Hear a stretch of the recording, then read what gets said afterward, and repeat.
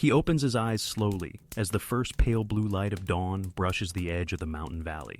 The air is cool and soft against his skin, like the quiet exhale of morning itself. Rising from the woven mat that serves as his bed on the wooden floor of his workshop, he pads over to the low window, framed in slender painted slats. Outside, there is nothing but silence, only the distant faint tinkle of brass bells strung on ropes to ward off mountain spirits. He slips into his simple linen robe, the fabric whispering ever so gently with each movement. In his hand, he lifts a carved clay bowl left over from yesterday's firing and fills it with crisp spring water. The chill of the clay presses into his palms, a gentle reminder of the material that will shape his day. Stepping onto the straw mat before the doorway, he steps outside. The valley still sleeps under a veil of mist that softens every contour. A short walk brings him to the edge of the old quarry, where white veins of kaolin, what they call white gold for porcelain, lie waiting. He stoops at the weathered rim of the pit and lets his gaze settle on the uneven earthen floor. In the dawn's warm glow, the kaolin shines like a dusting of stars. Only his breath and the faint creak of a wooden shovel break the hush. A light breeze carries the earthy scent of mineral-rich soil. Every motion is deliberate. He presses the shovel into the soft layer, sending up a fine cloud of powder that settles on his eyelashes and the thin linen of his shirt. Gently, he scoops the first portion into a woven basket, marveling at its velvety texture, as soft as dried flower petals. Then he carries it over to a large stone basin at the edge of the pit, where it will be washed and readied for the next step. Thus begins the morning, the careful harvest of pure kaolin, the heart and soul of porcelain. In this calm, measured rhythm lie all the secrets of the vessel to come, from the very moment the earth yields its gift to the delicate brushstrokes that will one day adorn its snowy surface. The craftsman carries his woven basket of raw kaolin down a gentle slope to a shallow trough carved into smooth stone. Here, a narrow channel brings cool, clear water from a nearby spring, its surface rippling in quiet invitation. He kneels beside the trough, feeling the stone's steady solidity against his knees, and tips the basket just so. Tiny white granules tumble into the water with a soft splash. He lets the mixture settle, watching as murky particles drift away, carrying with them traces of grit and dust. In the hush, the only sound is the water's slow murmur, an unhurried whisper that seems to echo the valley's pulse. With a broad, flat paddle made from willow, he stirs the slurry in gentle circular motions. Each turn of the paddle lifts fine clay into suspension, while heavier impurities sink to the trough's bottom like settled memories. After a few careful strokes, he pauses and lets the clay-rich water stand. Slowly, the pure kaolin begins to settle in the heart of the basin, forming a soft mound of iridescent white. He rests his paddle against the edge, folding his hands and gazing at the transformation. Earth and water blending into malleable potential. Leaning forward, he cups his hands and draws a small scoop of the mixture, bringing it to his lips. The cool liquid tastes faintly sweet, carrying a mineral clarity that reminds him of mountain rain. He smiles slightly, mindful of how even this simple act connects him to generations of artisans who performed the same rite. Gently, he uses a wooden ladle to decant the clearer water, pouring it back into the spring's outflow. Layer by layer, he repeats the process: stir, settle, pour, until the kaolin is as pure as driven snow. Each cycle is a meditation, a rhythm measured not by the passing of hours, but by the soft, steady turning of clay and stream. When the final washing is complete, he scoops the moist white clay into a cloth-lined basket and covers it with damp leaves to preserve its softness. Standing, he brushes stray particles from his robe and looks out across the misty quarry.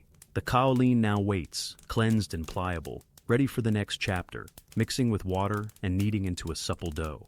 Leaving the quarry behind, the craftsman returns along a narrow path lined with mossy stones, each footstep muffled by the soft earth. His basket of washed kaolin, now heavy with moisture, he carries close to his body, feeling its gentle weight swing in time with his breathing. Upon reaching his workshop, a low timber structure with sliding paper doors, he pauses at the threshold to brush away stray dust and gather himself for the next ritual. Inside, the light filters through the translucent screens, casting a pale glow across the worn wooden floorboards. At the center stands a broad, low table of polished elm, its surface cleared of yesterday's tools. He sets the basket down and carefully unfolds the damp cloth, revealing the gleaming white clay within. It glistens softly, as though still catching the last rays of sunrise. Drawing a shallow stone basin close, he transfers small handfuls of clay into the bowl. Using his fingers, he presses and folds, coaxing out pockets of trapped air and ensuring a uniform consistency. Each motion is deliberate. He stretches the clay upward, then folds it back over itself, the two surfaces meeting in a seamless, silent embrace. His hands are guided by memory. Years of repetition have made every fold second nature, every movement purposeful and calm. As the lump becomes smooth and supple, he adds droplets of spring water from a carved wooden ladle, watching how the liquid is drawn in like ink into rice paper. The clay darkens slightly under his touch, becoming malleable and eager to yield to his shaping. He taps the mound gently with the heel of his hand, listening for a hollow sound that tells him the clay is free of stubborn air pockets. Satisfied, he cuts the prepared mass into equal portions using a sharp wooden knife, each piece destined to become a vessel of its own design. He dusts the table with fine white powder, leftover scraps of dried clay ground to a soft flour, and rolls each portion in turn, the powder preventing any stickiness. The air in the workshop grows faintly sweet with the scent of earth, a quiet reminder of the material's origin. Once all portions are measured and rested under damp cloth, the craftsman stands back, hands clasped behind his back. Before him lies the promise of creation, tender lumps of clay, each a blank canvas awaiting his touch. In the hush that follows, he breathes deeply, readying his mind for the slow, deliberate process of forming. Sunlight drifts through the paper screens in soft, shifting patterns, illuminating a fine dust that dances in the warm air. The craftsman steps forward and lifts the first portion of prepared clay, placing it gently at the center of a low wooden wheel. With deliberate calm, he positions his fingers around the moist mound, thumbs pressing in to form a hollow. The wheel is set in motion by a smooth push of his foot, and it turns with a quiet, rhythmic whisper. He cups the clay between his hands, allowing the wheel's rotation to guide his touch. Each finger movement is feather-light, coaxing the walls of the vessel to rise in perfect symmetry. As he draws his hands upward, the clay stretches into a delicate cylinder, its surface glowing like fresh snow. He pauses, listening to the barely audible hum of the spinning wheel and the soft creak of the wood. In this silence, his breath becomes part of the rhythm. Inhale as the walls thin, exhale as they thicken. Once a basic form emerges, he slides a small trimming tool along the interior, refining the cavity's curve. A thin ribbon of excess clay curls away and falls to the floor, where it lands in a gentle heap. The smell of damp earth fills his nostrils, grounding him in each precise motion. With a wooden rib, he smooths the exterior, erasing any unevenness, creating an unbroken surface that captures the light. He slows the wheel until it almost stops, then lifts the vessel off its bat with the softest touch, cradling it like a newborn. The clay still hums with energy, warm from the friction of creation.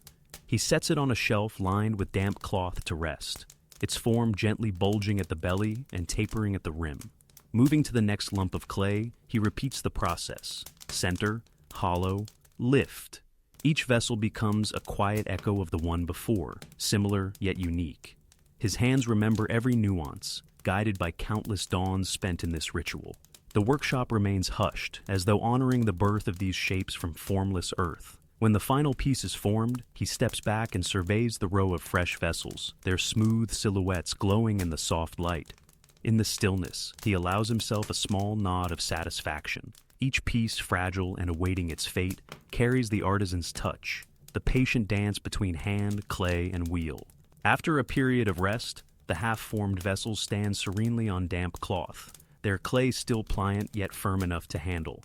The craftsman moves quietly to the row of pots, selecting one and carrying it to the low trimming wheel.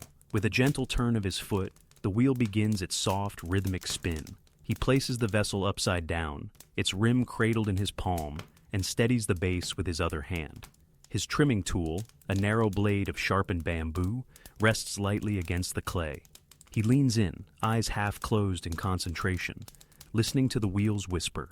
With a fluid motion, he guides the blade around the base, carving away excess clay to reveal a delicate foot ring. The sound is a faint scrape, like distant wind through bamboo leaves. Each pass of the blade uncovers a cleaner line, a smoother curve. Breathing in sync with the wheel's rotation, he works slowly, aware that even the smallest slip could mar the form. As he trims, he senses the clay's resistance soften, yielding to the tool's careful pressure. When the foot ring emerges, a perfect slender circle, it lifts the vessel slightly, giving it a poised balance. He pauses, lifting his gaze to admire the symmetry, before moving gently to the next pot. With each vessel, he repeats the ritual: place, steady, carve, admire.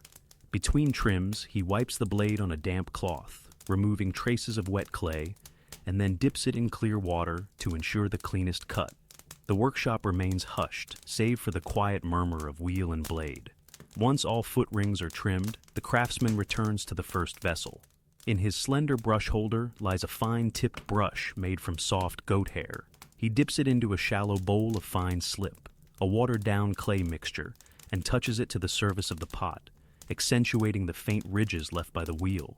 A series of light concentric lines bloom around the shoulder of the vessel, each one echoing the form's gentle curve. He works patiently, stroke by stroke, letting the brush glide freely, trusting in years of practice.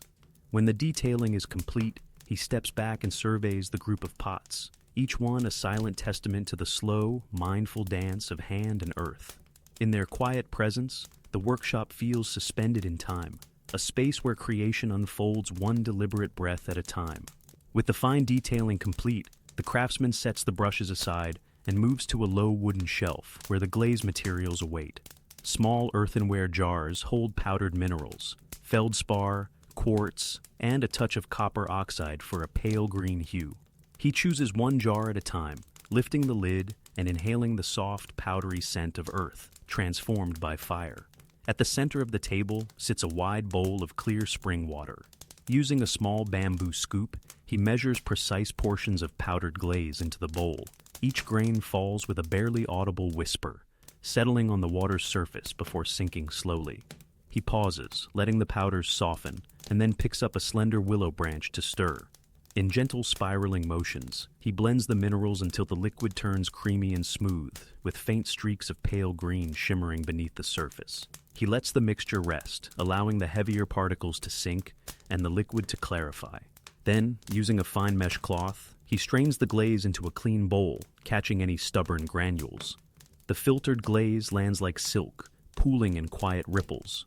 Returning to the row of trimmed pots, he selects the first vessel and holds it by its foot ring. Lifting a small brush, he dips it into the glaze, feeling the cool liquid coat the bristles.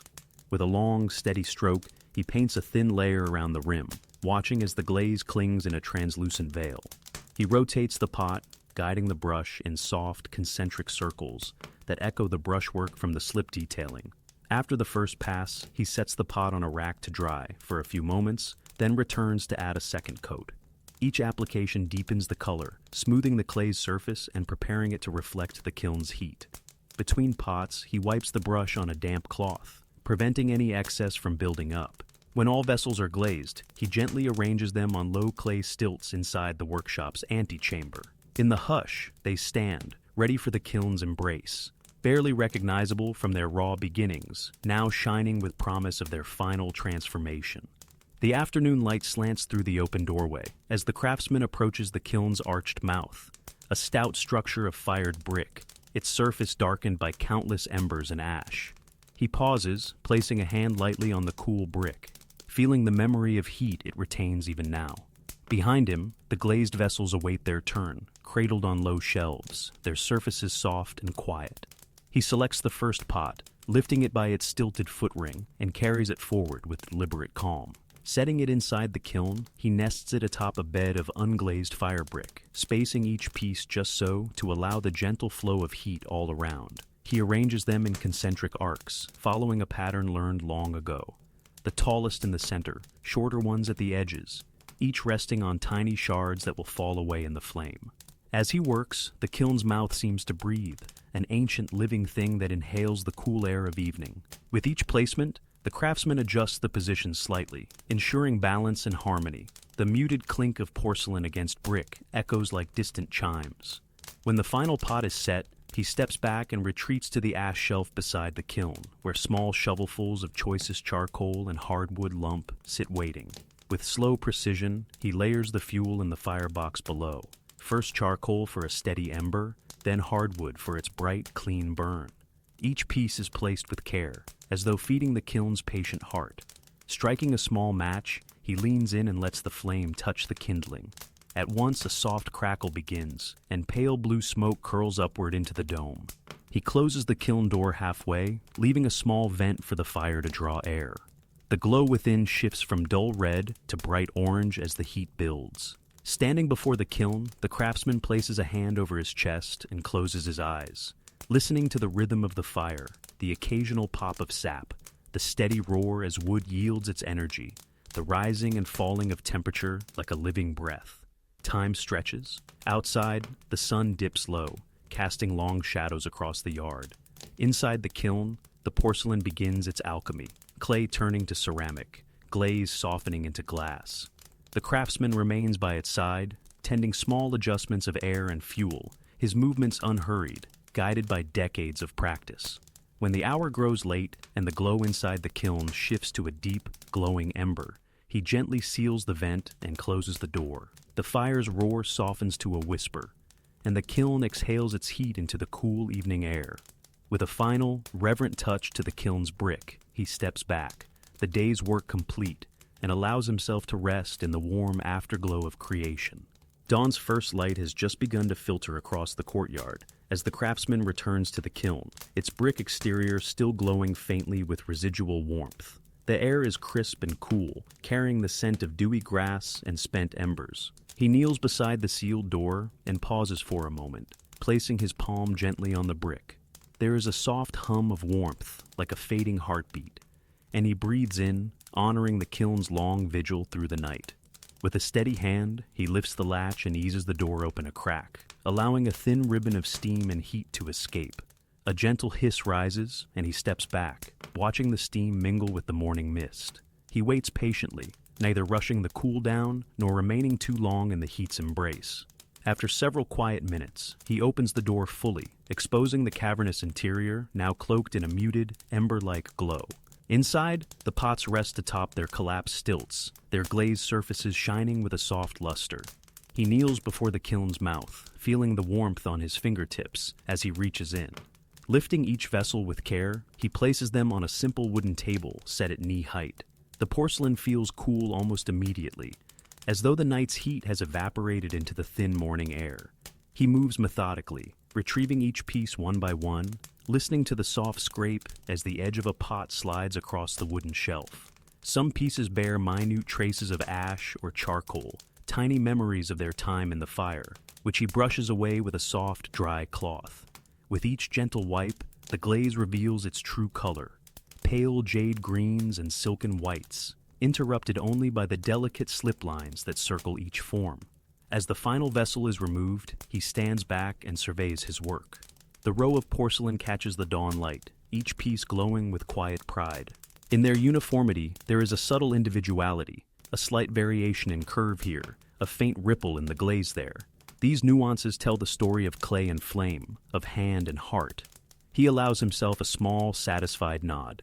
The kiln now cool and silent, the vessels lined up and gleaming. He gathers his tools, brush, paddle, cloth, and steps outside. The courtyard is waking, birds calling softly from the eaves. With vessels in hand and the promise of new tasks ahead, he walks toward his workshop, ready to begin the next chapter in this timeless dance of earth, water, and fire. The morning light has strengthened, casting a warm glow across the long work table, where the freshly unloaded vessels stand in neat formation. The craftsman pauses at one end, smoothing his linen sleeves and taking a slow, measured breath. Before he can move forward, he lets his gaze travel down the row, observing each shape as if greeting old friends. In this quiet moment, the workshop feels hushed, as though holding its breath in anticipation of the final rite, the careful inspection and safe storage of the finished porcelain. He steps forward, lowering himself onto a small wooden stool, so that his eyes align with the rims of the vessels. His hands remain folded in his lap, and he allows his senses to awaken fully. The faint metallic scent of the kiln still lingers in the air. The soft patter of distant birds drifts in from the courtyard. His own breath moves slowly, in and out, like a quiet tide. He reaches for the first pot, cradling it gently at its widest point. The surface feels cool and smooth under his fingers, silken to the touch, and he tilts it slightly, observing the way light skims across the glaze. With patient care, he inspects every detail. His thumb traces the foot ring, feeling for any unevenness that might betray a missed trim.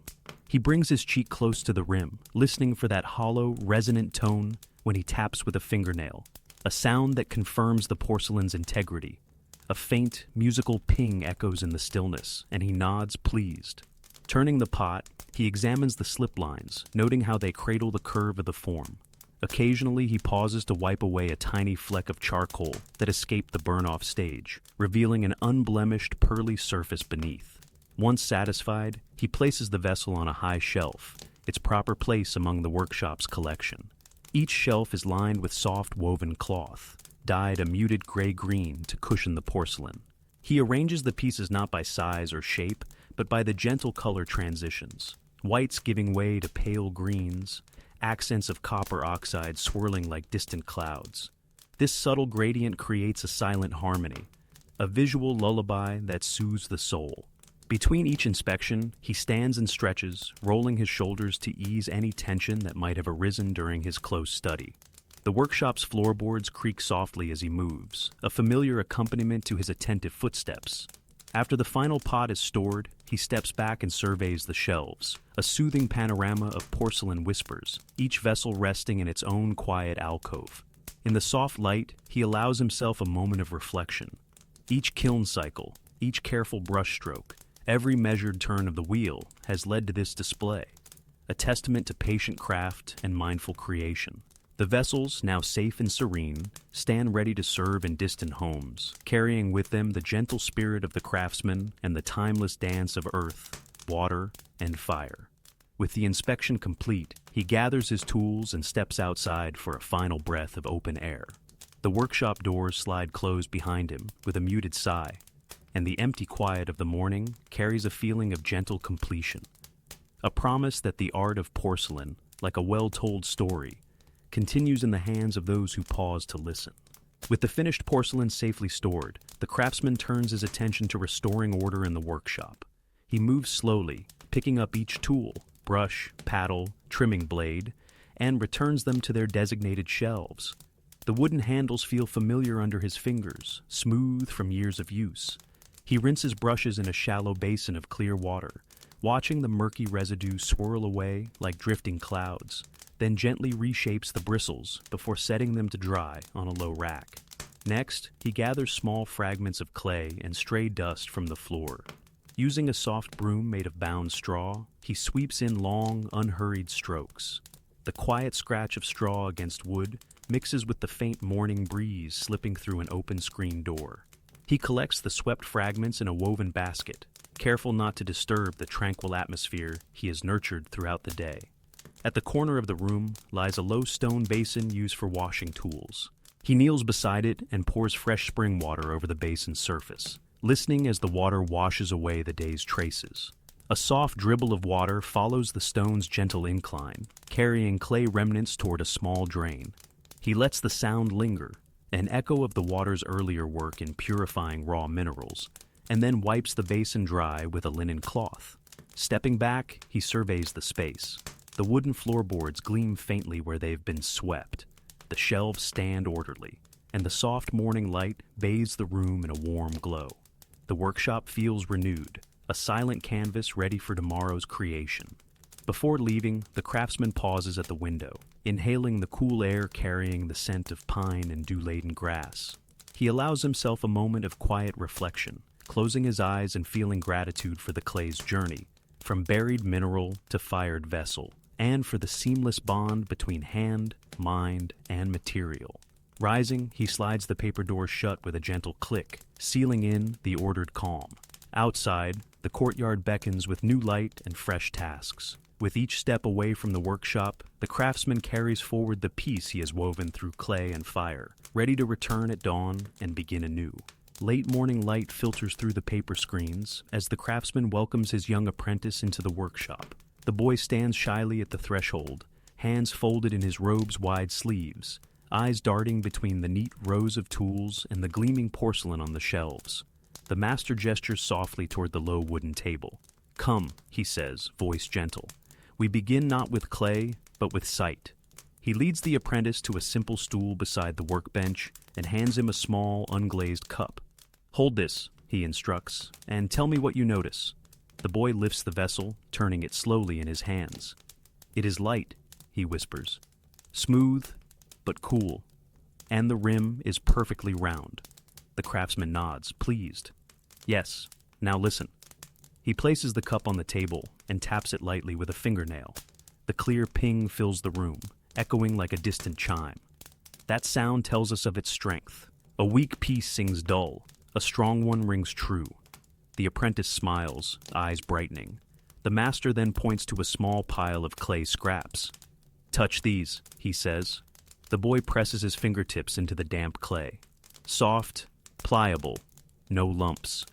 "Good," the craftsman murmurs. Observation is the first skill. A true artisan notices what others overlook, the faintest whisper of change in clay or glaze. He pauses, then guides the boy to the glazing table. With slow precision, he dips a small brush into the pale green glaze and paints a single stroke across a practice shard. See how the liquid flows. Watch its thickness, its transparency. The apprentice watches intently as the glaze catches the light. The craftsman adds another stroke, darker and more saturated. A vessel is more than shape. It is texture, color, sound, even scent. To master porcelain, you must learn to see and feel with every sense. For the rest of the morning, the boy practices. He handles cups, brushes slip lines, and taps pots, while the master observes, correcting his posture or softening his grip. In the hush, the workshop fills not with noise, but with quiet discovery, each small lesson a ripple in the calm pond of craft. As the sun reaches its zenith, the master steps back. The apprentice holds a row of tiny test pieces, each marked by his own careful touch. The craftsman places a hand on the boy's shoulder. "Well done," he says quietly. "Remember, the world speaks in whispers. Learn its language, and you will bring life to clay." They leave the workshop together, the apprentice carrying his first glazed shard like a precious treasure, and the master following behind, content in the knowledge that the art will continue. Late afternoon light slips through the paper screens, casting long amber streaks across the workshop floor. The craftsman moves to a low chest, where several bamboo slabs lie neatly stacked. Each slab bears his family's seal, carved long ago by an ancestor, an emblem of lineage and pride.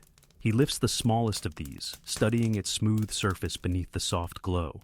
At his side rests a slender carving knife, its blade sharp and gleaming. He picks it up, feeling its balance between thumb and forefinger, and places the bamboo slab on a small supporting block. With thoughtful care, he draws a deep breath and rests one hand lightly on the slab's edge to steady it. Then, in slow, deliberate strokes, he traces the pattern along the bamboo surface, deepening the grooves of each character. The knife moves with a quiet whisper, shaving away thin layers of wood that fall like feathers. As he works, the rhythmic scrape of blade on bamboo mingles with his steady breath. Each cut reveals crisp lines that will leave a permanent mark on clay. He pauses occasionally to inspect his progress, turning the slab to catch the light at different angles and ensure every stroke is precise. The aroma of fresh bamboo mingles with the lingering scent of clay and glaze, grounding him in the present. When the seal is complete, he lifts it and presses it gently into a small dish of dark red cinnabar paste. The paste fills the carved channels, turning the seal's raised surface a vivid crimson. He tests the seal on a scrap shard, pressing firmly until the design transfers in a perfect, lustrous impression. The characters stand out sharply, the name of the workshop, a promise of quality and care. Satisfied, he steps to the shelves where the finished porcelain rests. Selecting a vessel, he turns it so its foot ring faces up, then presses the seal into its unglazed base.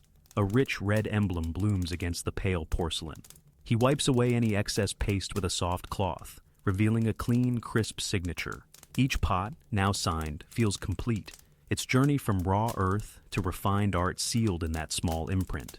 The workshop, hushed once more, holds the quiet satisfaction of craft fulfilled.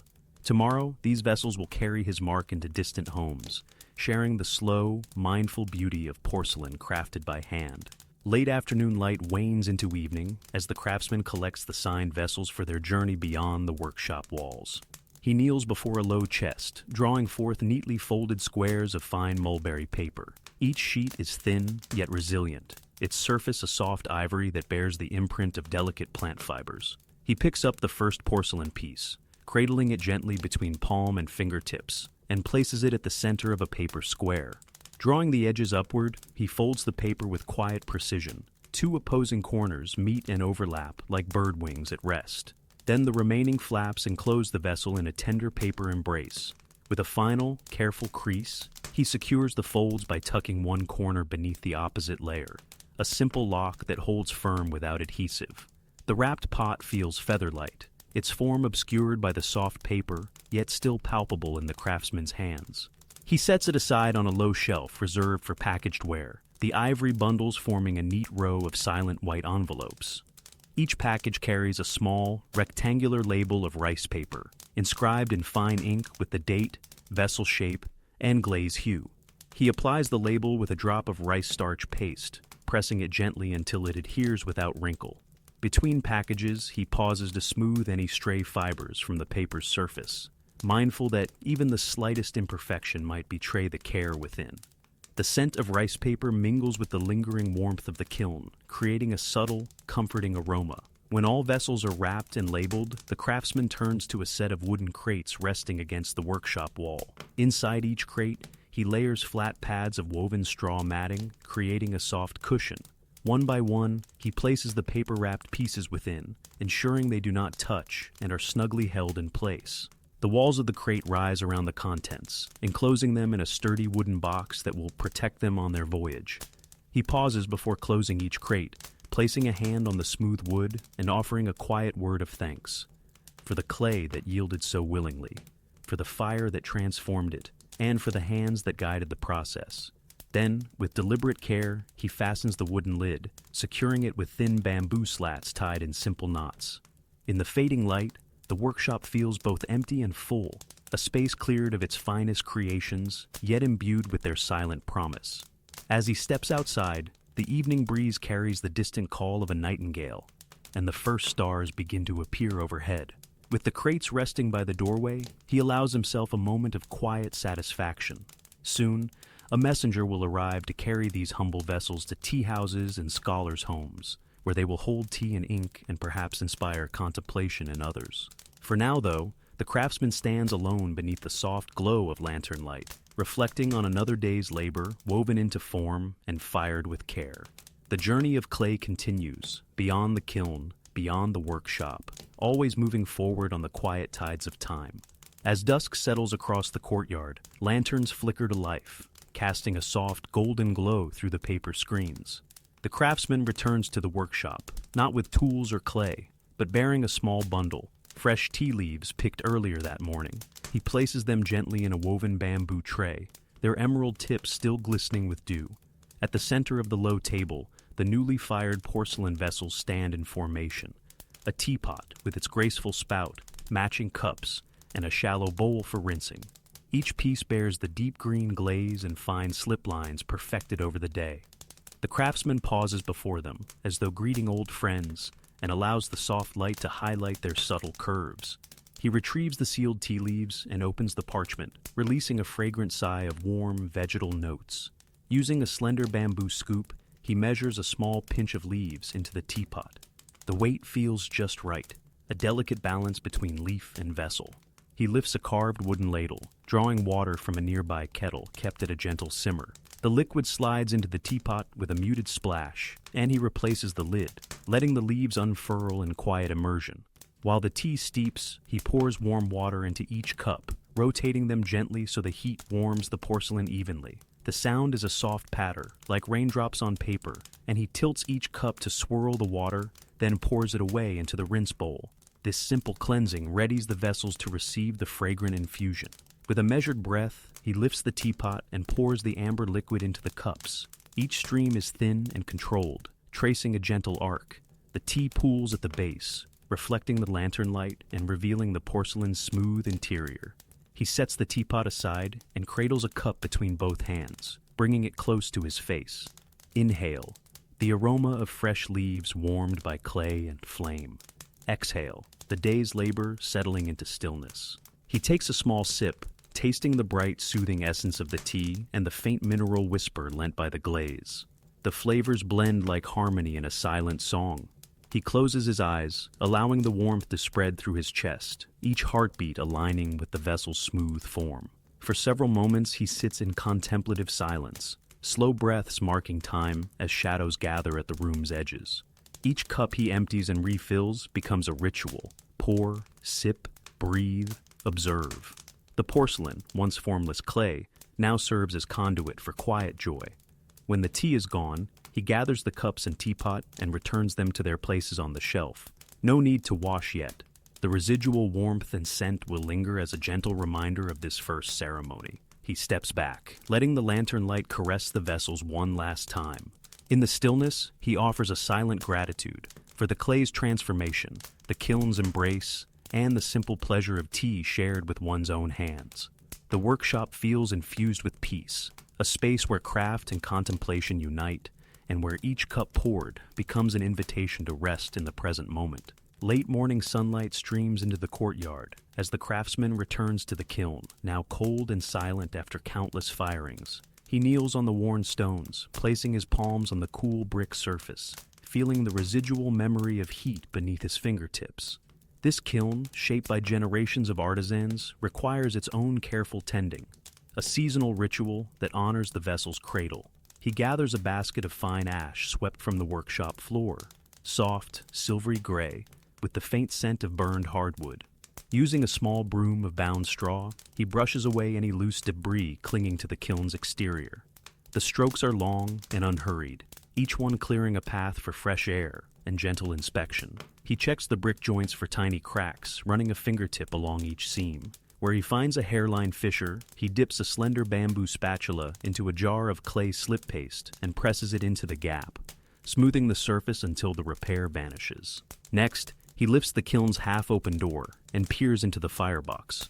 Charred remnants of charcoal and ash rest on the bricks, and he reaches in to scoop them out, letting the old fuel fall back into the courtyard dust. The inside walls reveal darker patches where flame licked highest. He uses a wooden paddle to knock off flaking residue, careful not to disturb the brick's gentle curvature.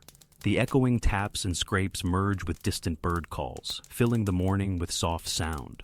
Outside, the air carries a hint of approaching autumn. Leaves on the ginkgo tree in the corner begin to humbly yellow at their edges. The craftsman pauses, brushing his sleeve across his brow. He retrieves a bundle of dried pine needles and lays them to dry beside the kiln, preparing kindling that will burn clear and bright in cooler weather. Pine's resinous aroma, once lit, will perfume the workshop with warmth. Finally, he steps back to survey his work. The kiln stands renewed, bricks aligned, seals mended, interior cleared, ready to receive the next cycle of vessels. In the quiet satisfaction that follows, he offers a small bow to the kiln's dark mouth, acknowledging its patient service. As he strides back toward the workshop, the courtyard's shadows shift with the sun's arc. The kiln's maintenance complete, the craftsman feels the steady rhythm of craft and season beating in time, and knows that with each careful repair, the cycle of clay and fire will continue, season after season. The crisp air of early autumn fills the courtyard as the craftsman steps beyond the workshop gate, lantern in hand. Dawn's light is still muted, casting pale shadows on the path lined with maples and bamboo. Today's task moves beyond clay. He must gather the perfect wood to fuel the kiln's next firing, for each type of timber lends its own breath to the flame. He follows a worn trail into the neighboring grove, the soft crunch of fallen leaves underfoot, blending with the distant murmur of a stream. The maples, now tinged with gold, rustle gently in a mild morning breeze. He pauses beneath one tree, resting a hand on its trunk, feeling the rough bark's firm texture. With a slender pruning saw tucked at his waist, he selects a low branch whose wood is seasoned yet still supple, ideal for kindling. He makes a clean cut, the blade's whisper barely disturbing the quiet, and bundles the branch carefully. Further along, he seeks hardwood for steady embers. Oak and chestnut are prized for their long, even burn. He finds a sizable fallen limb, its surface darkened by moss but solid at its core. Drawing a small hatchet, He trims away the moss and splits the wood into manageable lengths. Each strike of the blade is deliberate, releasing a subtle, earthy scent that rises like memory. He listens to the gentle echo of wood fibers parting, matching its pace to his calm breathing. Next, he turns to bamboo, a fast-burning fuel that sparks quick heat to awaken the kiln. Tall stalks reach toward the sky, their green exteriors smooth and hollow inside. He kneels, slicing several stalks at their joints, then draws a fine-toothed saw to cut them into uniform sections. The hollow pieces rattle softly when shaken, promising swift ignition and bright flame. He bundles them with the other timbers, mindful to keep moisture at bay by placing them on dry leaves. With his harvest complete, the craftsman retraces his steps, the bundle of woods cradled in his arms like a gift. Back at the courtyard, he arranges the different timbers in neat piles beside the kiln. Slender bamboo for spark, seasoned branch for warmth, solid hardwood for steady heat. The distinct textures and colors, pale green, rich brown, golden bark, offer a visual harmony that echoes the glaze's subtle hues. He pauses to admire the organized stacks, inhaling the mingled scents of wood and earth. In a few days, these logs will fuel the kiln's fire, guiding the porcelain through its final transformation.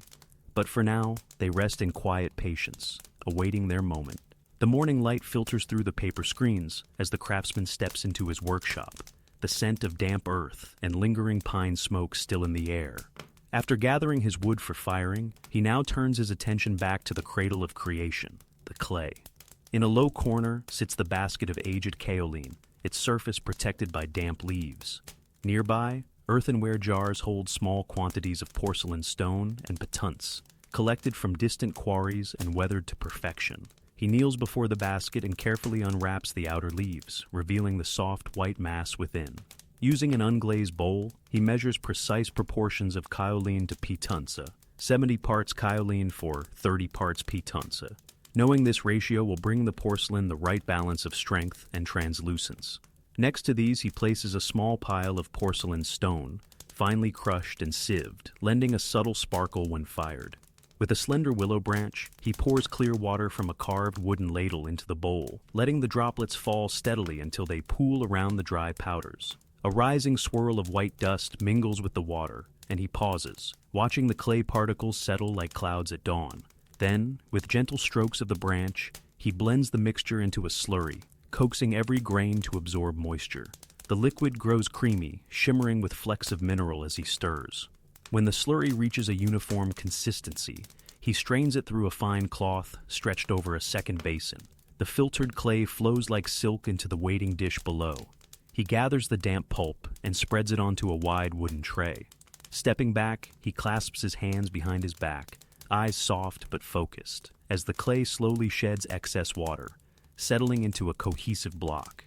After a measured pause, he kneels and presses the damp clay with the palms of his hands, folding it inward again and again. Each fold is deliberate, pushing out trapped air and unifying the texture. The clay warms beneath his touch, its elasticity growing with every turn. He listens to its faint sigh, a whisper of readiness. Finally, he shapes the mass into a smooth log and wraps it in damp cloth, marking the date and intended firing temperature on the fabric's margin. As he tucks the bundle into a low shelf, the workshop feels alive with quiet purpose. Soon, this clay will take form on the wheel, become vessels, and journey through fire. For now, it rests in patient suspension, awaiting the craftsman's gentle touch at dawn's next light. Late morning light filters softly through the paper screens as the craftsman settles at his low table, a row of unglazed practice slips laid out before him. These flat shards of porcelain, brushed smooth and left unglazed, await the first lines of his brush. Today he will refine the decorative motifs that might one day grace a new batch of cups and bowls. He selects a fine-tipped brush made from goat hair, its bristles bound by a slender bamboo ferrule, dipping it into a shallow dish of dark slip. A watered-down clay mixed with a hint of iron oxide, he lifts it to the first slip. The liquid clings to the bristles, heavy and lustrous. With a measured breath, he rests his wrist on a small pad of folded cloth, steadying his hand. The tip of the brush touches the porcelain with a soft whisper. He draws a single curved line, arcing gracefully from one corner of the slip to the other. The slip responds by widening slightly under the brush's pressure, then narrowing again as he lifts the bristles. He watches the line settle, smooth, confident, unbroken. On the next slip, he tries a different flourish, a series of 3 parallel strokes, each one shorter than the last, radiating outward like ripples in water. His hand moves in slow, rhythmic motions, guided by years of practice. When the lines fade or waver, he gently blots them with a piece of damp cloth, erasing and making space for a fresh attempt. Between each brushstroke, he pauses to observe how the slip's darkness contrasts with the porcelain's pale surface, how the edges of the line might feather or hold crisp edges. He nudges the slip slightly, catching the light at different angles to see if the design feels balanced. On a third slip, he experiments with a simple bamboo leaf motif, 2 diagonal strokes that meet at a point, followed by a delicate vein drawn in the center. Each leaf emerges slowly, forming a quiet pattern that speaks of growth and stillness. After several repetitions, his hand finds a gentle confidence. The motifs flow more freely, the lines steadier. He arranges the practice slips in order of his favorites, each one a small meditation on form and flow. With his sketches complete, he rinses the brush in clear water and lays it to dry on the rack. The collection of decorated slips remains on the table, a silent gallery of ideas ready to be transferred onto the smooth curves of porcelain vessels. In this quiet moment of creation, the craftsman feels the seamless bond between thought, hand, and clay, and knows he is prepared for the next step in his mindful craft. The afternoon sun drifts slowly across the workshop floor as the craftsman returns to the row of trimmed, unglazed cups and bowls waiting on their damp cloths. His practice slips lie nearby, each motif carefully chosen. Today, those quiet sketches will find their home on porcelain. He selects the first cup, turning it so the undecorated surface faces him. The curve of its wall catches the light, revealing a soft halo of moisture. Taking up his fine goat hair brush, he dips it into the dish of dark slip, testing its flow on a scrap of paper. The bristles part and come together again, loaded with just enough pigment. With a steady hand, he presses the tip to the cup's shoulder, guiding the brush in the gentle arc of the bamboo leaf design. The slip glides across the clay, leaving a slender, accurate line that tapers and swells with his movement. For a moment, the only sound is the soft caress of brush on porcelain. He sets the cup to dry on a nearby rack and moves to a shallow bowl. Here he paints the series of parallel ripples, each one echoing the other in perfect spacing. He watches the liquid slip settle, merging slightly at the edges, then firming into crisp lines as the clay absorbs moisture. Between each vessel, he pauses to breathe and observe. He tilts a cup toward the window, catching light at various angles to ensure the motif sits in harmony with the form. A faint glow in the porcelain highlights the smoothness of the unglazed clay, reinforcing his careful strokes. After several vessels, he chooses a teapot for a more complex pattern. He begins at the spout's base, painting a trail of curved strokes that climb diagonally toward the lid. Each leaf unfurls in miniature, and he lets the brush rest lightly at the top of each line before lifting, creating a delicate taper. The kettle's gentle curves guide his hand. No 2 leaves identical, yet all part of a unified dance. When the last motif is applied, he rinses his brush in clear water, dripping pure droplets onto the awaiting clay. The fresh moisture causes the slip lines to soften ever so slightly, knitting them to the vessel's surface. Satisfied, he lays the brush to rest, its bristles arranged neatly for tomorrow's work. In the stillness that follows, the workshop feels alive with quiet potential. The vessels, now bearing their first decorative marks, seem to hold their breath, waiting for the glaze that will seal their final forms. In this mindful pause, the craftsman allows himself a moment of contentment, each brush stroke a gentle promise of beauty yet to come. Late afternoon light softens in the workshop as the decorated cups, bowls, and teapots wait patiently on low racks. Their dark slip lines, still slightly damp, breathe with promise. The craftsman moves to the glazing basin, its surface rippled by clear, viscous liquid. He pauses, collecting his thoughts, then selects a fine, broad brush made of goat hair, ideal for sweeping glazes with even precision. He lifts the first cup by its foot ring and holds it gently over the basin. With a deliberate hand, he draws the brush through the glaze, gathering a smooth layer of liquid on the bristles. Then, in a single, unhurried motion, he paints a band of glaze from the cup's shoulder down toward its belly, letting the glaze thicken slightly at the base. The slip lines beneath blur just enough, merging into the glaze and creating a soft, muted contrast that will deepen in the kiln's fire. Setting the cup aside to drain on a slanted rack, he turns to a shallow bowl. Here, he dips the brush directly into the basin and lifts the bowl, tilting it so the glaze flows over its interior surface in a silent, glistening sheet. The excess drips off the rim in tiny pearls, collecting on the rack in shimmering droplets. He allows it to rest, ensuring the glaze settles into an even coat before handling. For the teapot, with its curved spout and lid, he chooses a slightly narrower brush to navigate the contours.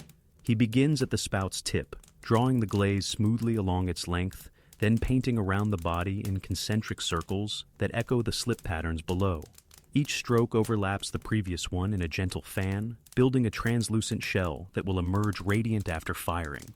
As he works, the soft sound of brush against clay blends with the distant rustle of bamboo outside the window. The workshop feels hushed, as if holding its breath. He pauses between pieces to rest the brush on a damp cloth, wiping away drips and checking the bristles for stray clay. When every vessel is glazed, he surveys the row. Cups with delicate curves, bowls with serene depths, a teapot crowned in gentle sheen. The glaze transforms them into luminescent forms, ready to capture light and reflect warmth. In this moment of quiet completion, the craftsman allows a small, contented smile. The vessels, already bearing his signature and their stories, now await their final kiln journey, where clay, water, slip, and glaze will unite in the alchemy of fire. The pale morning light spills gently into the kiln antechamber, illuminating the rows of freshly glazed vessels waiting on low clay stilts. The craftsman pauses at the threshold, placing a hand against the cool brick arch. The kiln's cavern is empty now, its interior walls still bearing faint ash shadows from the last firing. He steps inside and arranges the glazed pieces in a careful pattern, spacing them to allow the heat to circulate evenly. The tallest teapot takes center position, its lid secured by a small clay wedge so it won't rattle in the flames. Around it, cups stand on their foot rings, bowls nestle gently in shallow depressions, and a few practice slips lean against the back wall to test the firing's translucence. Every placement is deliberate. A cup too close to the wall might overheat. A bowl too near the top could warp. The craftsman kneels on the kiln floor, gently nudging each piece into its final spot, listening for the soft click as porcelain meets brick. The interior feels cool to the touch, silent but vigilant. When the arrangement is complete, he retreats to the firebox below. Here, the harvested wood, hardwood logs, bamboo splits, and aged branches waits in neat stacks. He layers the fuel in alternating density, first a foundation of oak for steady heat, then bamboo for quick ignition, and finally smaller kindling to bridge the gap between them. Striking a simple match, he touches flame to the kindling.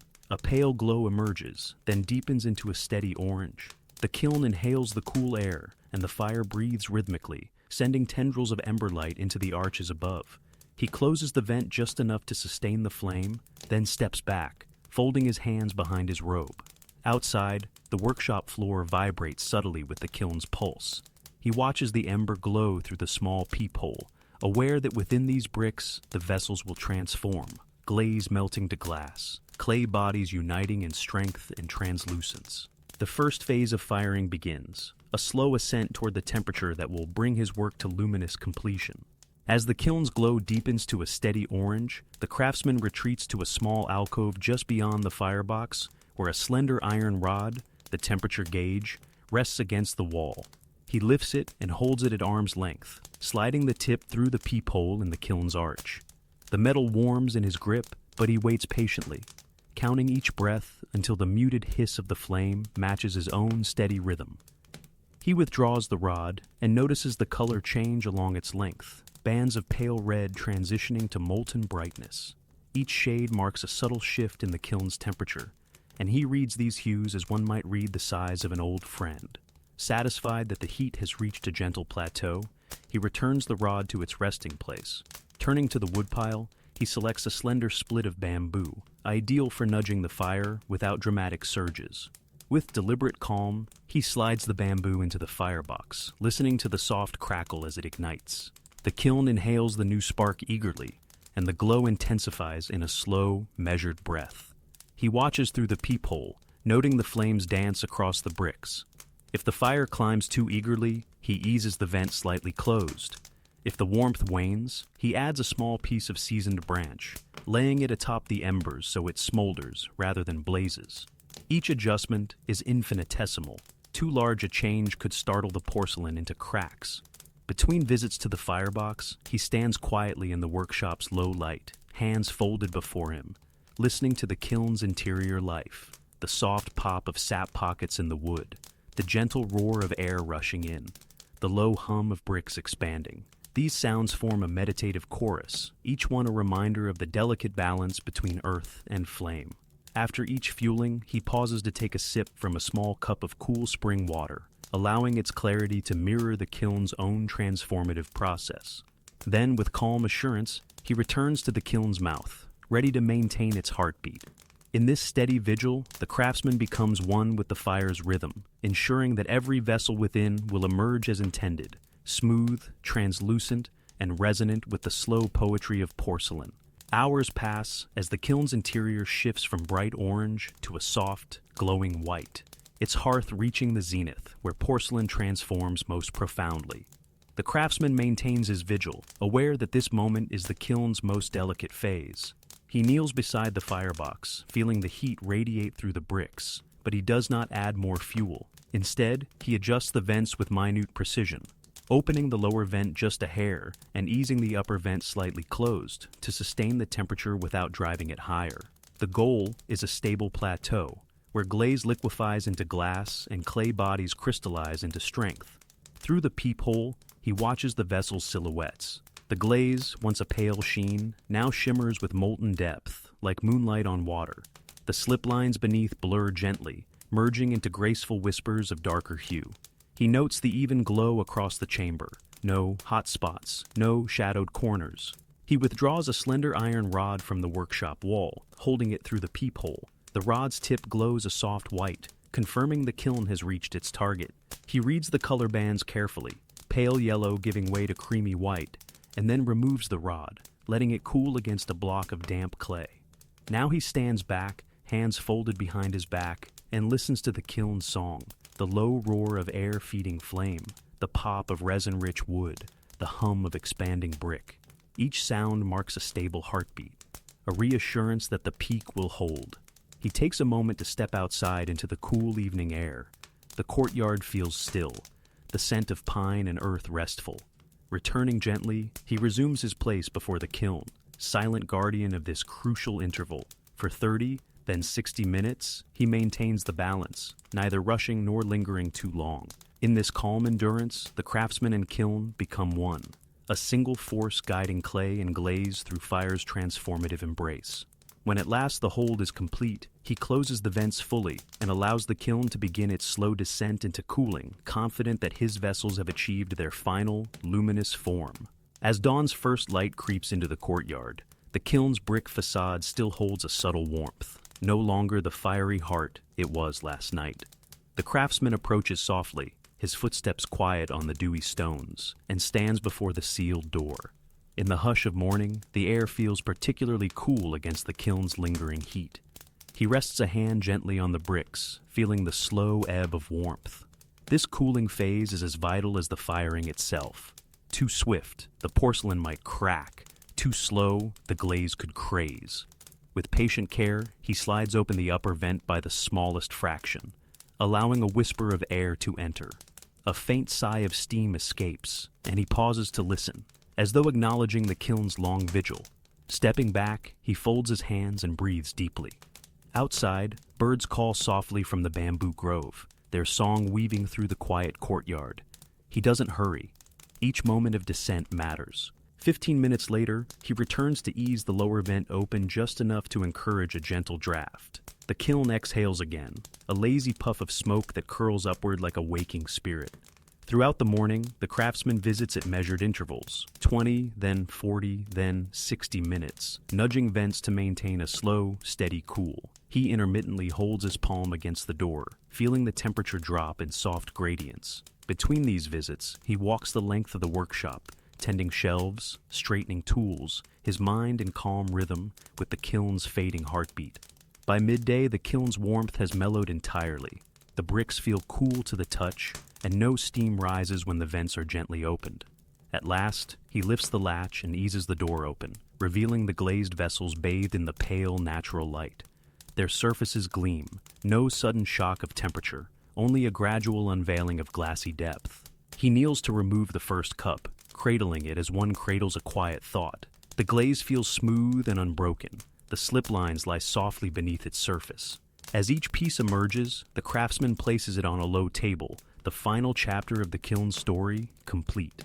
In the gentle calm that follows, he bows his head slightly, offering silent gratitude for the kiln's steady transformation and the serene beauty it has bestowed upon his work.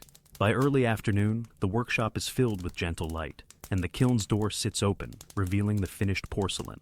The craftsman steps forward, folding his hands before him. He breathes in the quiet warmth drifting from the kiln's mouth, a soft reminder of the fire's earlier embrace.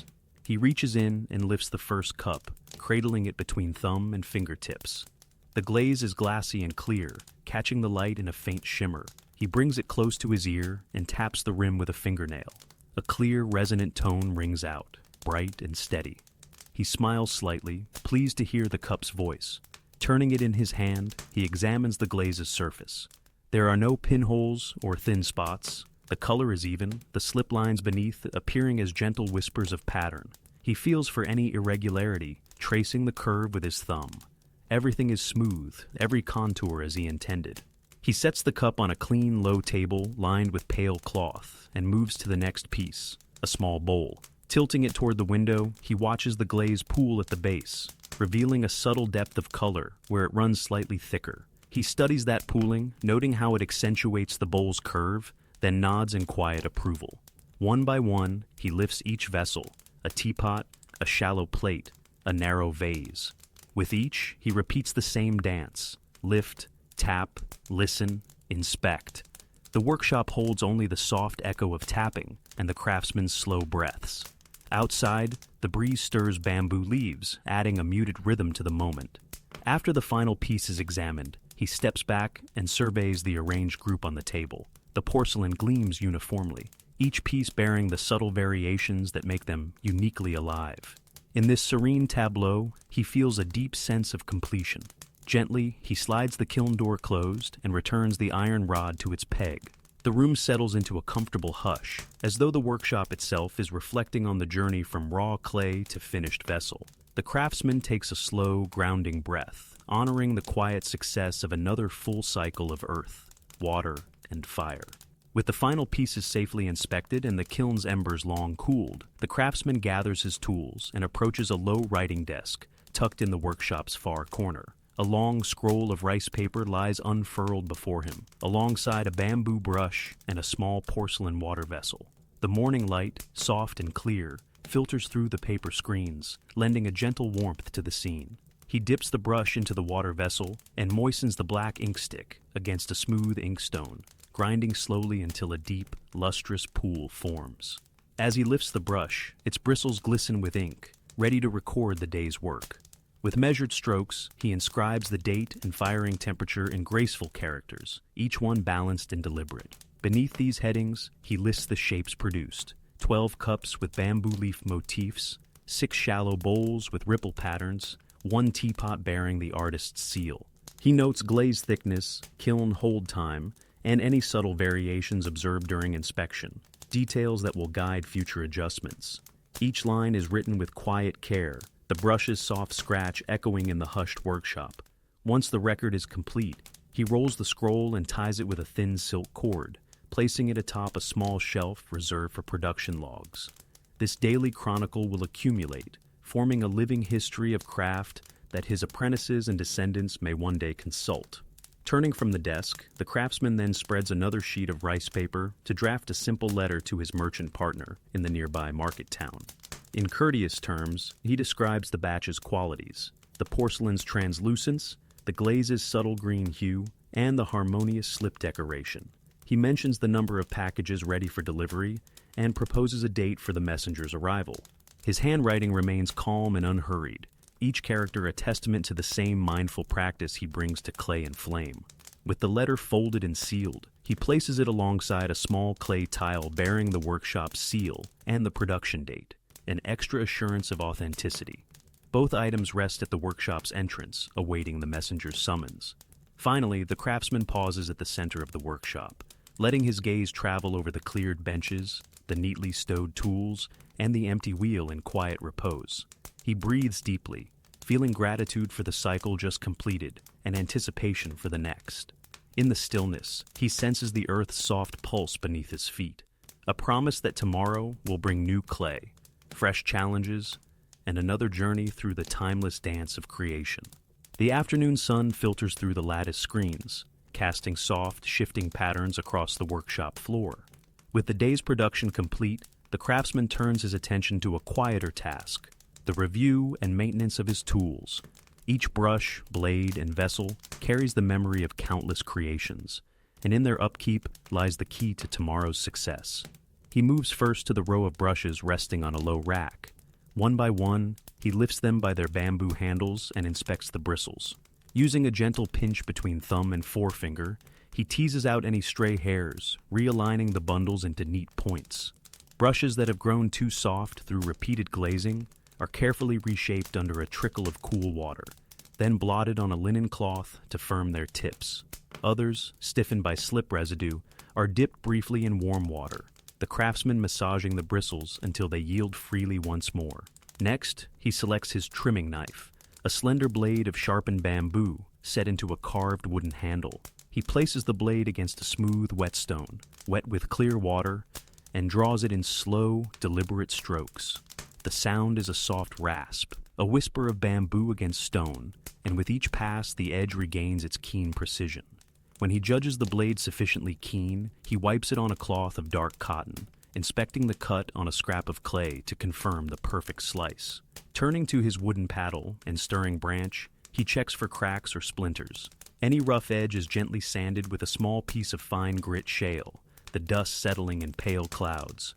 Handles are oiled with a drop of sesame seed oil, rubbed in a circular motion until the wood glows softly, its grain enriched by the nourishing elixir. Finally, the craftsman gathers the small measuring bowls and scoops used for clay and glaze.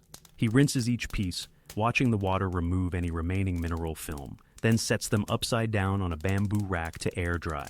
He lines them up by size and purpose, ready for the first mixing of tomorrow's batch.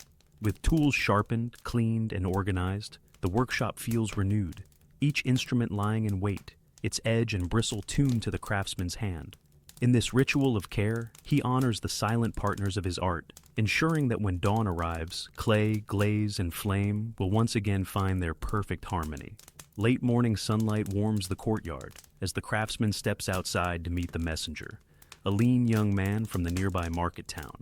The wooden crates of wrapped porcelain rest by the doorway, bound securely with bamboo slats. Each crate bears the workshop's seal and the day's date in ink. The messenger bows respectfully, hands folded, and the craftsman returns the gesture. Wordlessly, he hands over a small clay seal, pressed with his family's emblem, as both credential and token of authenticity. Next, he unwraps a lightweight silk pouch containing the sealed letter for the merchant partner, sliding it into the messenger's belt pouch. The young man's dark eyes light at the sight of the porcelain crates, understanding their value. Together, they inspect each crate, lifting lids to confirm the snug straw bedding and the unblemished paper wrappings within. The messenger nods after each check, and the craftsman offers a soft word of approval. He advises the messenger on handling. "Keep them level," he murmurs, "and avoid jolts. At every rest stop, let the wind clear their voices. Tap lightly to hear their tone." Satisfied, the craftsman helps load the crates onto a small wooden cart, tying them in place with woven straps. The courtyard's bamboo grove sings softly in the breeze, as though wishing the goods safe travels. The craftsman watches the messenger draw the cart toward the winding path that leads to the village gate. He raises his hand in a gentle salute, and the messenger returns the gesture before turning down the sunlit trail. After the messenger disappears around the bend, the craftsman lingers for a moment. He feels the faint imprint of kiln heat on his fingertips and breathes in the lingering aroma of pine and clay. In his mind, he traces the journey ahead, the dusty road, the river crossing, the bustling market stalls. He envisions the merchant untying the first crate at his stall, uncovering a teapot whose jade-green glaze glimmers in lantern light. With a quiet nod to the empty courtyard, the craftsman steps back into his workshop. The wheel stands ready, the tools neat, and a fresh batch of clay awaits its turn.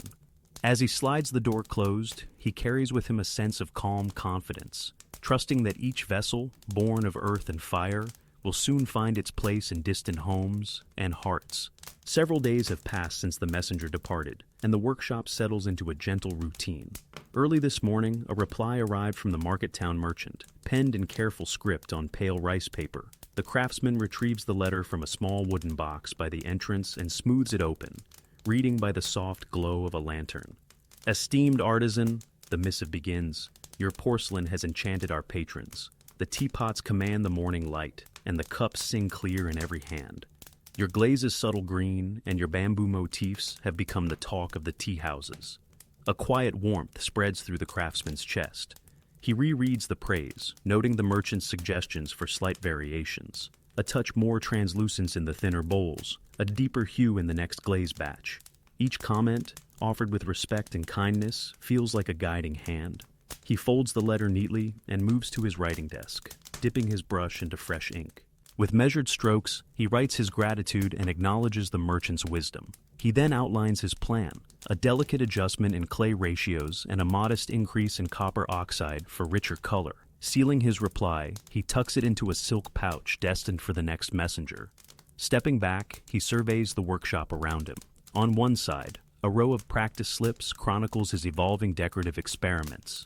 On the other, the wheel awaits tomorrow's first spin, and the clay block rests under its damp cloth. He considers the merchant's feedback as a new layer in his craft, a subtle refinement, not a departure from his practice. In this moment, he recognizes the path of mastery, a continuous conversation with materials, tools, kiln, and patrons. Each firing, each brushstroke, each letter exchanged weaves itself into a tapestry of quiet growth. Before retiring for the evening, he offers a brief bow to the kiln, the tools, and the silent shelves of porcelain. Then, with heart lightened by gratitude and mind already tracing possibilities, he extinguishes the lantern and steps into the soft hush of night, ready to begin anew at dawn. Before the sun's rays stretch across the courtyard, the craftsman rises to a world hushed in pre-dawn coolness. He dons his linen robe and steps through the sliding screens into the workshop, where the wheel stands bathed in soft, pale light.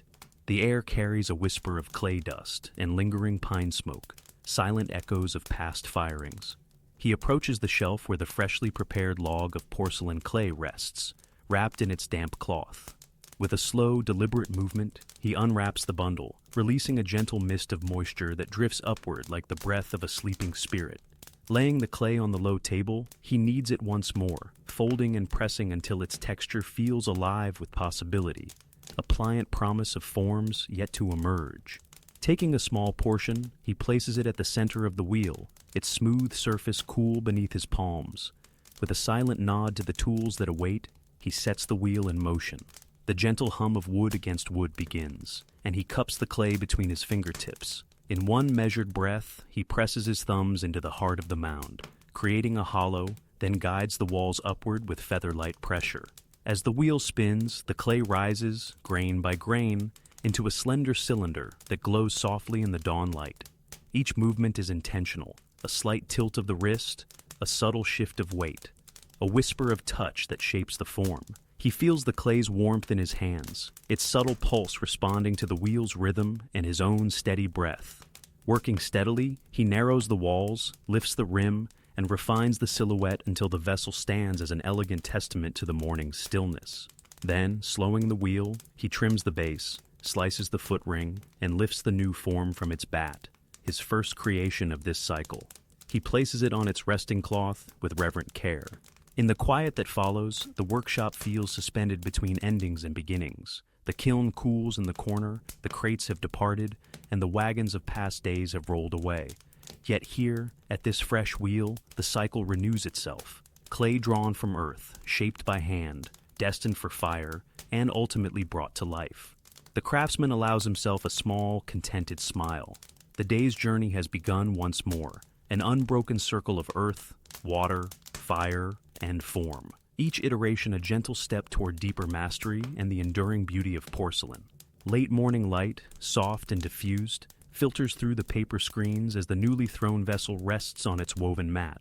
The craftsman approaches quietly, sensing that the clay has transitioned to its leather-hard state, no longer cool and moist, yet not fully dry. He places a slender wooden paddle beneath the form and lifts it gently, carrying it to a low shelf lined with bamboo slats, where the air circulates freely. Here, each vessel sits alone, embraced by a faint breeze that carries a gentle warmth. The surface, once pliable under his touch, now responds with a subtle resilience, firm, yet still workable. He kneels before the shelf, hands folded, breathing in the scent of earth transforming. The clay's texture feels almost like fine suede, cool at first touch, but quickly warming to his fingers. Taking up a fine-edged carving tool, a blade of sharpened bamboo set into a delicately carved handle, he returns to the first cup. In his mind, the motif he practiced so carefully emerges, a pair of slender bamboo shoots winding toward the rim. With deliberate calm, he places the blade at the shoulder and, in a single, unhurried motion, carves the first curved line. The tool slices through the clay with a soft whisper, leaving a shallow groove that catches the light. He continues the design, adding a second shoot and delicate leaves. Each incision is measured, his hand guided by the memory of practice slips and the slow groove of breath. Between cuts, he pauses to feel the vessel's warmth and weight, ensuring that the carving flows in harmony with the form's natural curve. The carved lines reveal the clay's inner whiteness, a quiet contrast to the externally soft surface. When the carving is complete, he sets the cup aside to firm evenly, allowing the incisions to dry without warping. He moves to the next form, a slender bowl, and repeats the process, selecting a simple wave pattern, marking the clay with the same meditative precision. In this leather-hard stage, his work is neither wheel nor glaze, but the subtle art of revealing form from within the clay itself. As the afternoon sun shifts, painting warm stripes across the workshop floor, the carved vessels rest in patient stillness. In their shallow channels lie the promise of shadow and light, awaiting the smooth caress of glaze and the transformative fire of the kiln. The craftsman leans back, content in this quiet interlude, where the clay, like a hushed poem, awaits its next breath of life. Late afternoon light drifts softly through the paper screens, casting elongated patterns across the workshop floor. The carved vessels, now firm yet still holding a hint of warmth from the sun-warmed air, stand in gentle repose on their bamboo slats.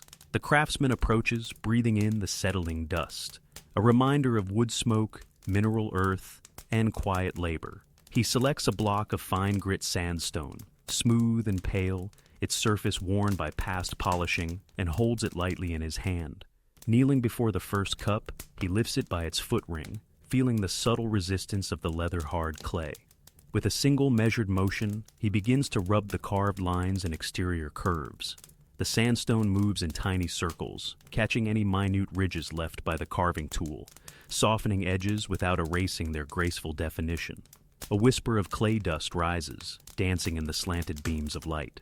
Each stroke is deliberate. The craftsman glides the stone along the rim in one continuous pass, then works his way down the vessel's wall, smoothing the transition between carved groove and untouched surface. The cup's shoulder, where delicate bamboo shoots have been etched, receives special attention. He holds it just so, angling the sandstone to refine the leaf veins without blunting their crispness. His fingertips hover nearby, ready to catch stray fragments of abrasive grit. After several moments, he pauses and runs his thumb lightly over the carved pattern. The clay yields a faint, sanding soft texture that catches the light differently from the untouched areas. Satisfied, he sets the cup back on its slats and moves to the next form. A shallow bowl bears a simple wave design. Here, he sands the undulating lines until they merge seamlessly with the bowl's gentle curve, creating a tactile ebb and flow that invites the fingers to trace its path. Throughout the process, the workshop remains hushed, punctuated only by the soft rasp of sandstone on clay and the distant rustle of bamboo. Between vessels, he gently brushes away the accumulated dust with a soft bristled brush, revealing the cup's pale surface, now glowing with renewed clarity. When every piece has been smoothed and the final checks performed, he arranges the vessels on a draft-free rack to finish drying. Their surfaces, now perfectly refined, await the final embrace of clear glaze and the kiln's transformative fire. In this serene moment, the craftsman recognizes that the quiet patience of sanding, an unhurried conversation between stone and clay, has prepared each form for its ultimate emergence, where light and translucence will meet. Morning light arrives softly, filtering through bamboo blinds and dappling the workshop floor in gentle patterns. The carved cups and bowls, now fully dry, stand on low racks beneath the screens, their surfaces cool and smooth to the touch. The craftsman moves quietly to the glazing basin, where clear glaze, kept at a silky, pourable consistency, awaits. He pauses for a breath, centering himself before this decisive step. Selecting a broad, flat brush of fine goat hair, he dips it lightly at its base into the glaze, drawing out just enough to coat the bristles without excess. He lifts the brush and turns to the first cup, holding it by its foot ring so as not to disturb the carved bodies. With a single, careful stroke, he paints a band of glaze from the rim downward, allowing the liquid to flow into each carved groove. The glaze nestles into the etchings, pooling ever so slightly in the recesses and creating a whisper of depth. As he works, the faint sound of brush hairs on bisque clay blends with the soft rustle of leaves outside. He pauses after one layer, setting the cup aside to drain on a slanted rack. Watching the glaze settle, he notes how it thins at the high points of the carving, highlighting the raised surfaces and accentuating the play of light and shadow that will emerge after firing. When the first coat is evenly applied, he returns for a second pass. This time, he adjusts the brush pressure, gentle on the exterior walls, firmer when guiding glaze deeper into the carved lines. Each movement is deliberate, guided by memory and the fluid response of the glaze itself. Tiny droplets gather at the base before slipping away, leaving a smooth, even film. Moving to a shallow bowl, he dips the dish directly into the basin, submerging it just below the rim. He lifts it in one continuous motion, allowing the clear glaze to wash over the carved wave pattern in a glistening sheet. Excess drips collect at the edge, then fall in quiet pearls onto the cloth below. He sets it aside and tilts it gently to ensure no air pockets remain under the glaze. Finally, he approaches a teacup with a simple bamboo motif. He turns it slowly in his hand, brushing the glaze inside the carved lines with a narrow-tipped brush.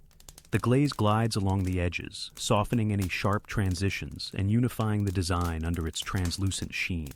When all pieces have received their coats, he surveys the row of glazed vessels. The carved patterns lie beneath a glossy veil, awaiting the kiln's final alchemy. In this hushed moment, each form seems to hold its breath, shimmering with promise.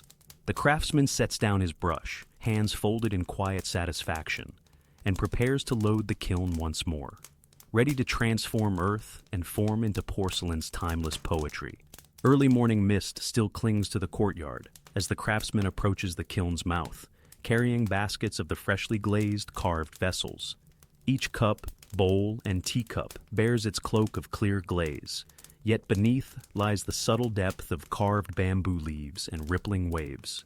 Today's firing will seal those delicate patterns beneath glassy translucence and bring out their final radiance.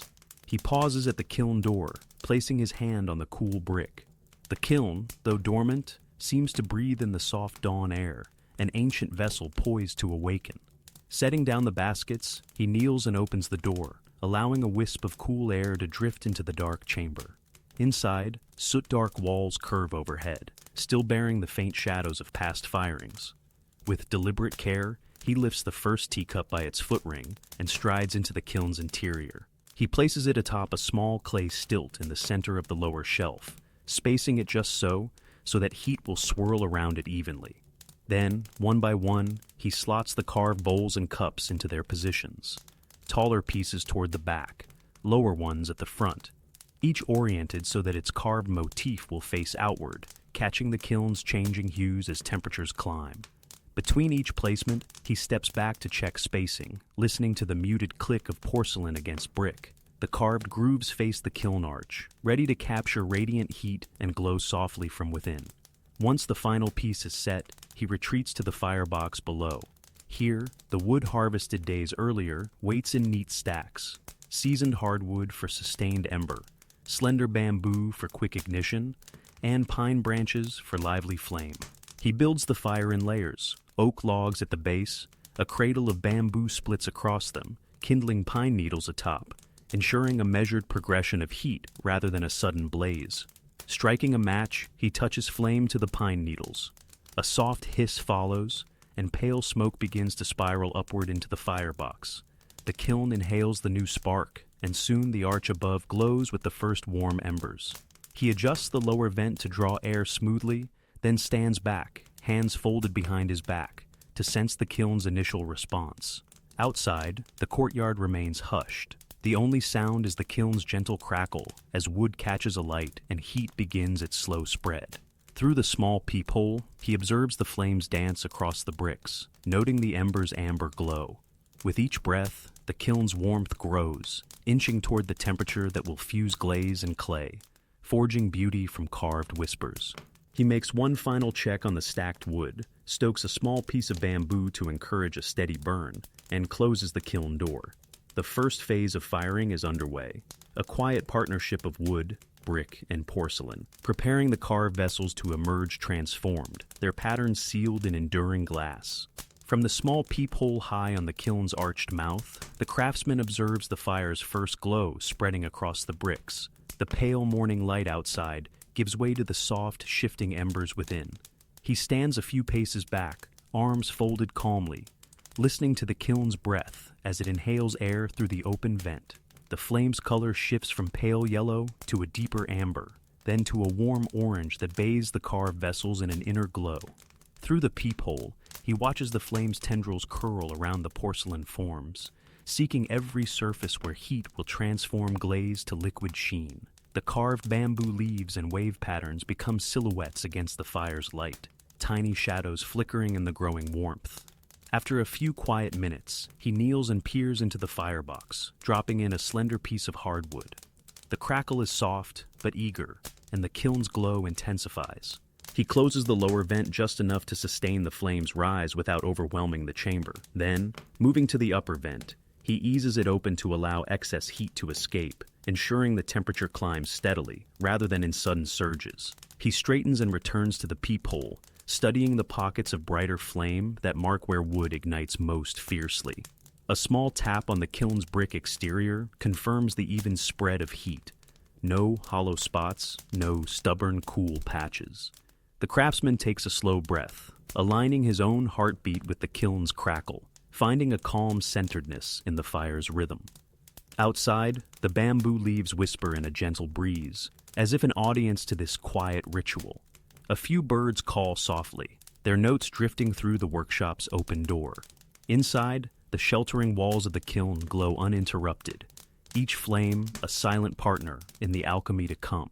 For nearly an hour, the craftsman tends this living furnace with small adjustments, an added stick here, a vent tweak there, never rushing, always patient. The fire rises like a tide, carrying the glaze into its molten state. In this measured dance, he remains steady and attentive, trusting in the harmony of wood, clay, and flame. And as the kiln's roar deepens, he knows the vessels within are nearing their final transformation, ready to emerge reborn in glassy translucence. The kiln's interior glow has deepened now to a soft, luminous white, an indication that the temperature has crept into the range where porcelain's transformation is most profound.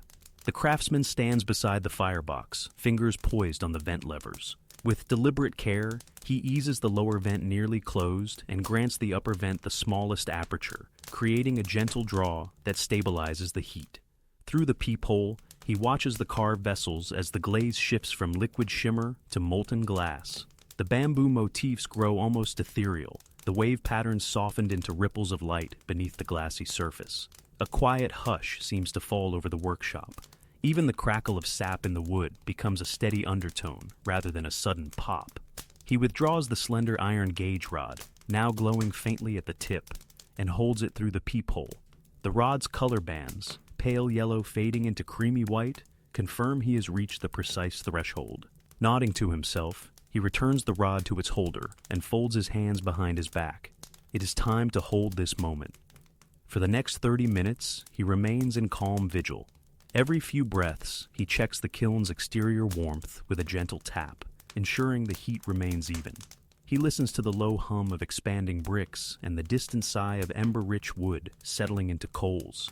Fuel is neither added nor removed. Instead, the kiln's vents alone orchestrate the temperature's perfect balance. Outside the small window, the sky has shifted from golden to pale blue, and the courtyard's bamboo leaves stand still in the midday air. Inside, the kiln's radiant white glow pulses softly, as though breathing in time with the craftsman's own measured heartbeat. As the hold period draws to its close, he slowly inches the upper vent closed and opens the lower, just enough to begin the gentle descent of heat. The kiln exhales a final low breath of warmth, and the workshop is filled with a delicate hush. In that transcendent moment, the craftsman knows the carved vessels have been sealed forever beneath their translucent glaze, the dance of earth and fire complete. The kiln's glow has softened now to a gentle ember orange as the craftsman withdraws from its embrace. Early afternoon light filters through the courtyard, carrying a whisper of warmth that mingles with the kiln's last breath. He approaches the sealed door with reverence, placing a palm against the brick as if listening to its fading heartbeat. In the stillness, he eases the upper vent open by the smallest margin.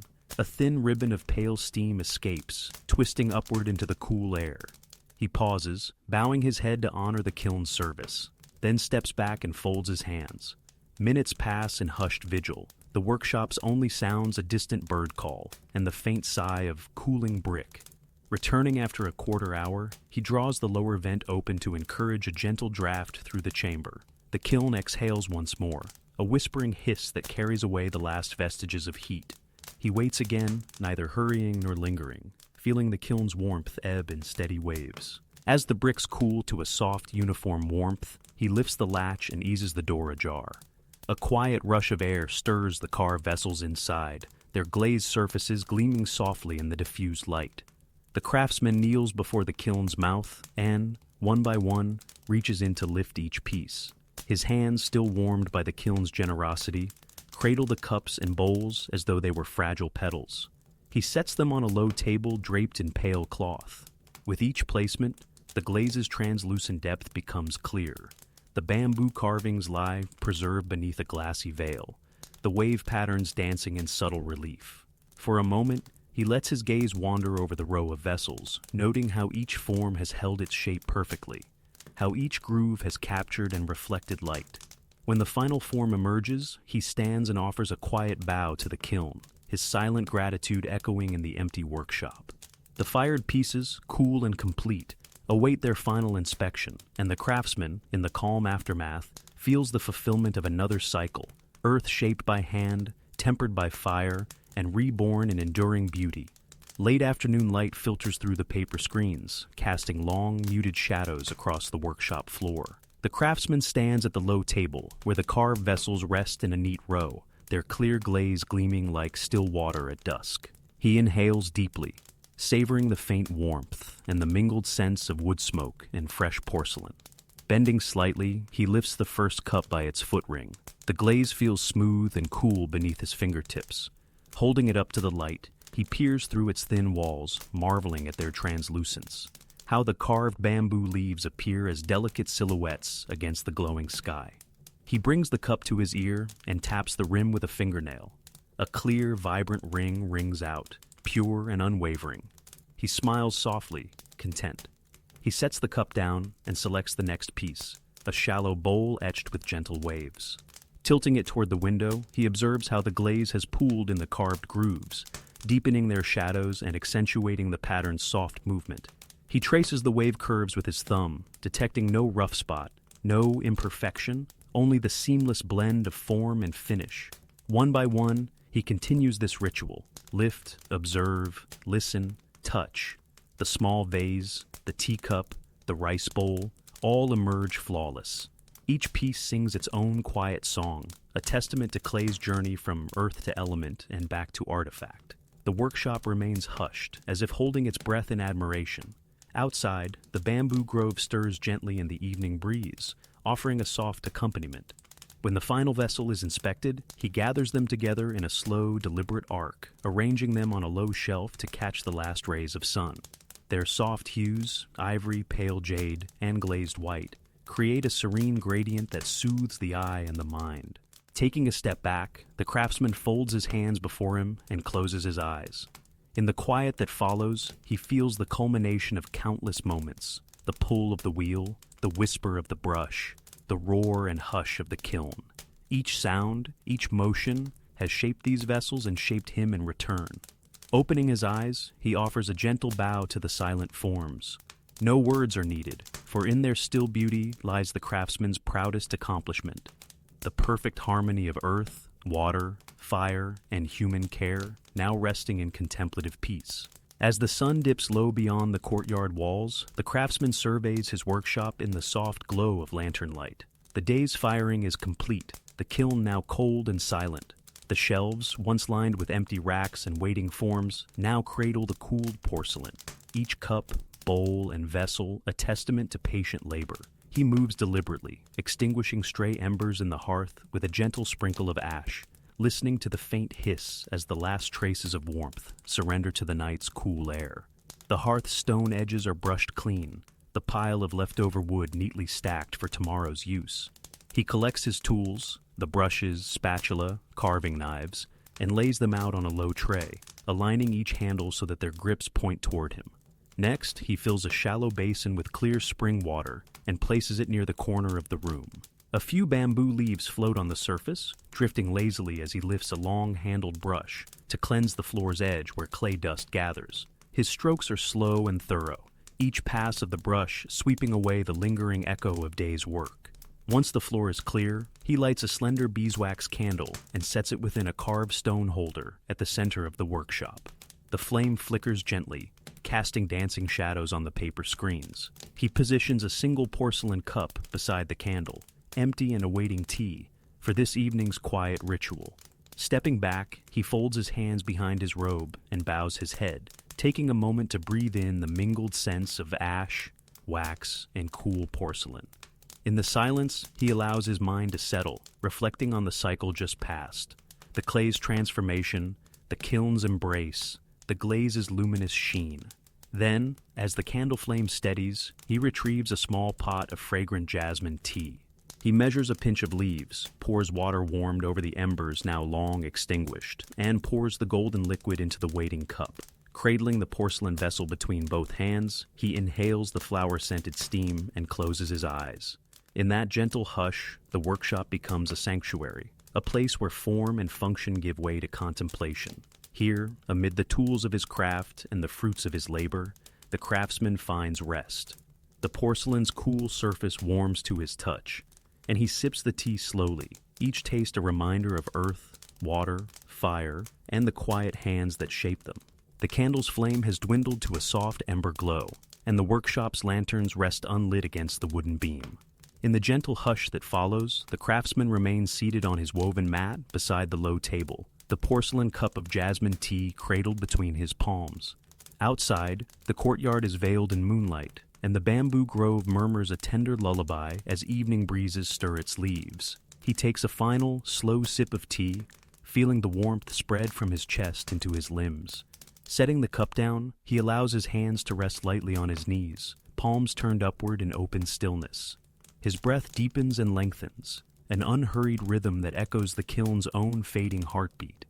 Gradually, his gaze drifts from the cup to the nearby shelf, where the day's fired vessels stand in silent alignment. Their glossy surfaces reflect the moon's pale light, and each carved motif, bamboo shoots, rolling waves, graceful curves, seems to breathe softly in the night air. He imagines their inner hollows filled with whispered memories of earth, water, fire, and careful hands. Growing drowsy, he rises with deliberate calm and slides open the paper door to the small alcove that serves as his sleeping area. A single silk blanket lies folded atop a straw mat, its surface cool and welcoming. He steps across the threshold, pausing to bow gently toward the workshop, an unspoken gratitude for the day's creation. Laying the blanket flat, he folds it once more to serve as a pillow, then settles onto the woven mat. The silk's softness embraces him as he lies on his side, facing the moonlit courtyard. His last conscious thought lingers on the porcelain vessels, their forms etched into his memory, their translucent walls carrying the quiet poetry of creation. As sleep beckons, his breath merges with the night's gentle cadence. The bamboo leaves whisper overhead, The distant call of a nightingale weaves through the air, and the faint, residual warmth of kiln and lantern fades into peaceful coolness. In this serene union of craft and rest, the craftsman's consciousness drifts away, carried on the soft sigh of clay and flame, into the silent cradle of dreams, where tomorrow's dawn will beckon him once more to the wheel and the kiln.